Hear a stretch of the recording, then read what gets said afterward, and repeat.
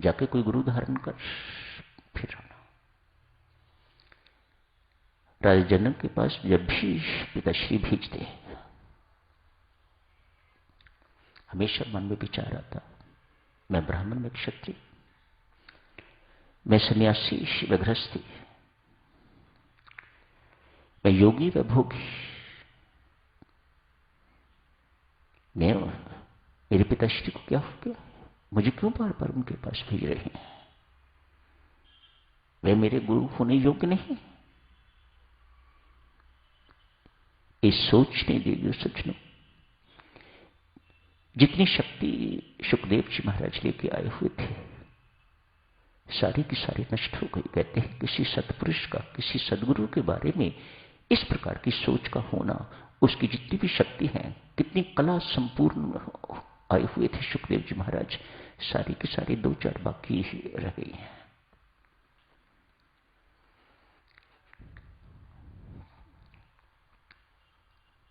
राजा जनक ने इनके साथ क्या किया आप सबने पढ़ा है।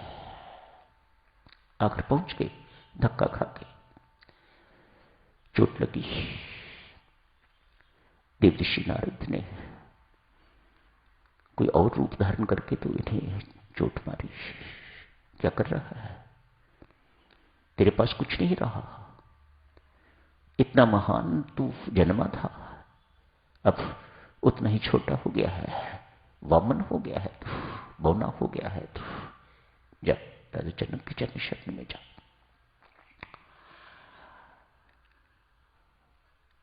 राजा जनक ने कुछ दिन के बाद, परख के बाद ज्ञान दिया है, नामदान दिया है। सुखदेव जी के गुरु महाराज राजा जनक, छोटी बात नहीं। इतने बड़े आदमी का गुरु होना कोई छोटा व्यक्ति नहीं हो सकता। अंदर से परमात्मा ने राजा जनक को कितना माला बाल किया हुआ होगा कि वह सुखदेव जैसे गुरु बन गए। सुखदेव जी महाराज परंपरा के अनुसार राजा जनक को गुरु दक्षिणा देना चाहते हैं। उस दिन आपने देखा था याज्ञवल्क्य ने राजा जनक से उसका मन मांगा था, मुझे अपना अहम दे दे। आज सुखदेव जी महाराज राजा जनक को गुरु दक्षिणा देना चाहते हैं। परंपरा के अनुसार गुरु महाराज नामदान देते हैं, गुरु मंत्र देते हैं, तो शिष्य संस्कृति के अनुसार, शास्त्रों के अनुसार गुरु महाराज के श्री चरणों में गुरु दक्षिणा देता है तो ये संबंध संपूर्ण हो जाता है। गुरु शिष्य का संबंध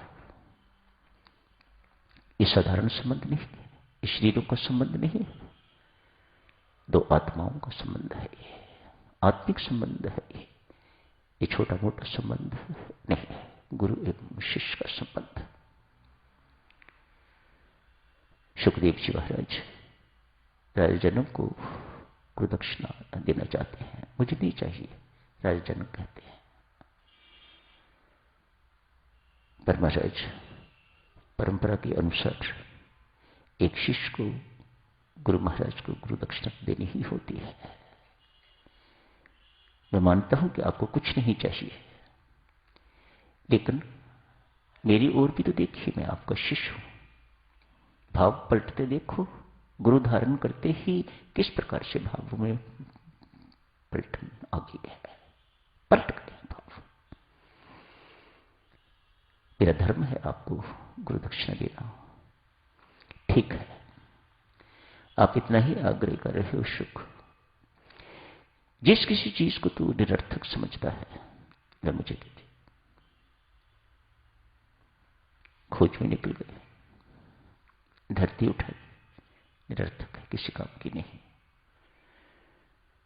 सुख मैं निरर्थक नहीं, तो मुझ पर ही खड़ा है। मैं न होती तो खड़ा कहां होता। देख नदियां, सागर सब मेरे ऊपर, मकान महल सब मेरे ऊपर, खेती बाड़ी सब मेरे ऊपर। मैं निरर्थक कैसे हूं? मैं तो बहुत सार्थक हूं, बहुत मूल्यवान हूं। मिट्टी हाथ में पकड़ी हुई थी, छूट गई, छोड़ दी।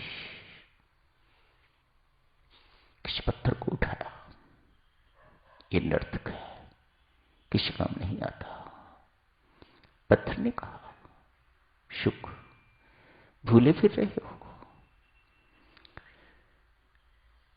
ये जितने भी मकान बनते हैं, ये जितने भी महल बनते हैं, जितने भी किले बनते हैं, सब मेरे से। नदियों के किनारे मेरे से, पुल मेरे से, इत्यादि इत्यादि अनेक सारे काम पत्थर ने गिरा दिए, पत्थर भी छोड़ा। जब और कुछ दिखाई नहीं दिया, मल को उठाया। ये निरर्थक, इसे कोई भी अपने अंदर नहीं रखना चाहता। मल त्याग करता है हर कोई। उसे उठाया, कहा, शुक, मैंने तो सोचा था तू बहुत समझदार है, मेरे से अनेक कीड़े मकोड़े पोषण पाते हैं। मैं किसी के लिए निरर्थक हूं तो दूसरों के लिए बहुत सार्थक हूं, खाद बनती हूं। फिर सुखदेव, मेरा असली स्वरूप तो ये नहीं था। विष्ठा ज्ञान दे रही है, मल ज्ञान दे रहा है,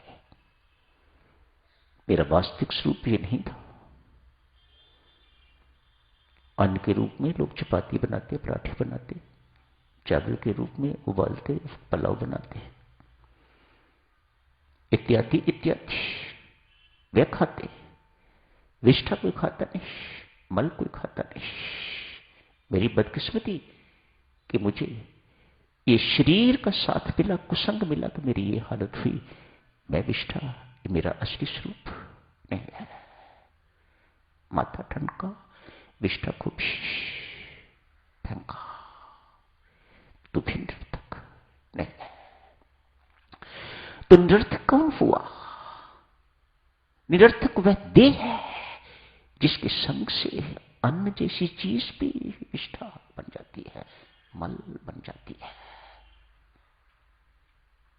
अर्पित करने वाली चीज है गुरु महाराज को। तो उसी वक्त निश्चय किया, देह भाव ही अर्पित करने वाली चीज है। ये अहम ही गुरु महाराज को अर्पित करने की चीज है। यही सच्ची गुरु दक्षिणा है। और वही लेके राजा जनक के चरणों में उपस्थित हो गए। लीजिए महाराज, मेरा देह भाव, मेरा अहम भाव ही निरर्थक है, यही आप जी को समर्पित है, स्वीकार कीजिएगा। तो यही समाप्त करने की इजाजत दीजिए।